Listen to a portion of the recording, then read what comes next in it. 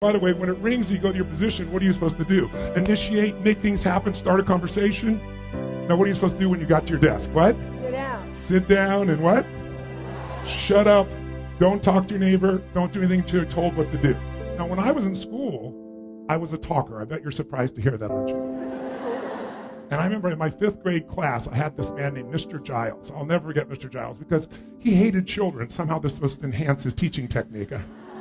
He hated children. He hated the sound of children. And so he would have these 3-hour periods where you could not talk in class. And I could go about 90 minutes, right? And then something would slip out. And I have to write these 10,000-word essays, why I will never talk again in class. I did 6 of them over the course of my 5th grade year.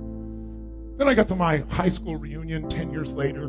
I become a fairly successful human being. And several of my teachers were there, including Mr. Giles. And I went up to him and said, this talking thing worked out pretty good for me. But my larger point is this. If you sit and learn in a passive state as you have today, it feels really comfortable. It feels really beautiful. And you take it in, you feel all the emotion.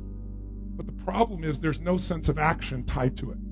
So the other value is research shows if you sit and listen passively, in 30 days you'll remember 10% of what I said, which means I wasted your time, I wasted mine. I don't want to waste your time or mine. And you don't want to waste yours. I came here with a heart saying, I don't come here to give a talk. I come here to make sure you have the chance, if you want to change your life today without any exaggeration or hyperbole.